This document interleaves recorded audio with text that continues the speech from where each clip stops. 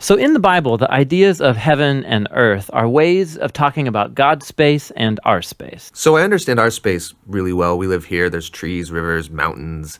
But my understanding of God's space gets a little fuzzy. And what we do get in the Bible are images trying to help us grasp God's space, which is basically inconceivable to us. So these are two very different types of spaces. Yes, they're different in their nature, but here's what's really interesting is that in the Bible, these are not always separate spaces. So think of heaven and earth as like different dimensions that can overlap in the same exact space. So we talk a lot about going to heaven after we die, but this idea of heaven and earth overlapping, we don't talk a lot about that. Which is kind of crazy because the union of heaven and earth is what the story of the Bible is all about. How they were once fully united and then driven apart, and about how God is bringing them back together once again. So let's go back to the beginning, where heaven and earth, they're completely overlapping. Yeah, this is what the Bible's description of the Garden of Eden is all about. It's a place where God and humanity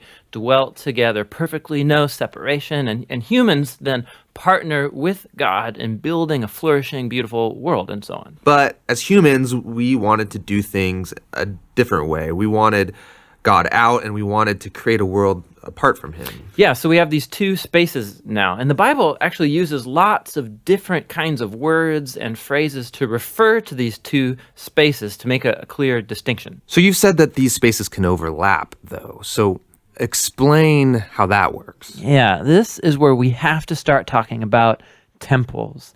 Because in the biblical world, you experience God's presence by going to a temple. That's where heaven and earth overlap. Now, there are two types of temples described in the Bible. One is a tabernacle, basically a tent that was built by Moses. And the other was this massive building made by Solomon. And these temples were decorated with fruit trees and flowers and images of angels and all kinds of gold and jewels and so on. And these are designed to make you feel like you're going back to the garden. And at the center of the temple was a place called the Holy of Holies, which was like the hot spot of God's presence. Now we can go and be with God again. But not so fast, because the temple also creates a problem. So God's space is full of his presence and goodness and justice and beauty, but human space is full of sin and injustice and the ugliness that results. So how do these spaces overlap if they're so different and they're in conflict with each other? This was resolved through animal sacrifice.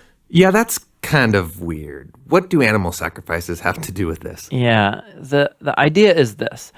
Animal sacrifices, somehow they absorb the sin when the animal dies in your place. And it creates a clean space, so to speak, where you are now free to enter into the temple and be in God's presence. Okay, so if I'm an Israelite and I live in Jerusalem, I might be able to be in God's presence. But you said the story of the Bible is all of heaven and earth reuniting. Right. So we have to keep going in the story where we come to Jesus in the New Testament. And in the Gospel of John, we hear this claim that God became human in Jesus and made his dwelling among us. Now, this word dwelling is really curious. It means he set up a tabernacle among us. And so what John is claiming right here is that Jesus is a temple. He is now the place where heaven and earth overlap.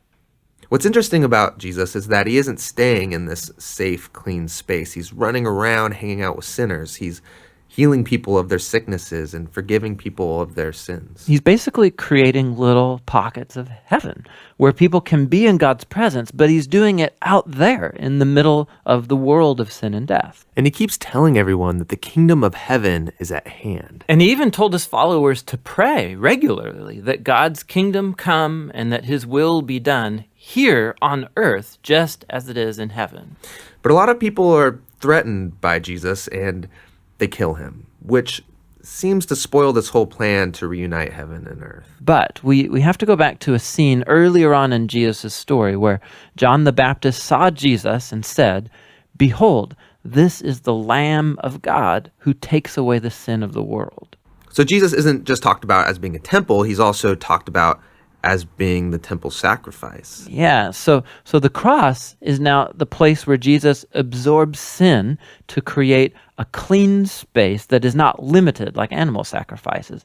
Jesus' sacrifice has the power to keep spreading and reuniting more and more of heaven and earth. And this is all really great, but it leaves one big question in my mind, which is, what happens when I die? Don't I just fly over to God's space to be with Jesus? Yeah, so a few times in the New Testament, we learn that Christians will be with Jesus in heaven after they die, but that is not the focus of the Bible story. The focus is on how heaven and earth are being reunited through Jesus and will be completely brought together one day when he returns. So in the book of Revelation, we get this beautiful image of the Garden of Eden, now in the form of a city, coming to end the age of sin and death by redeeming all of human history in a renewed creation. And God's space and human space completely overlap once again.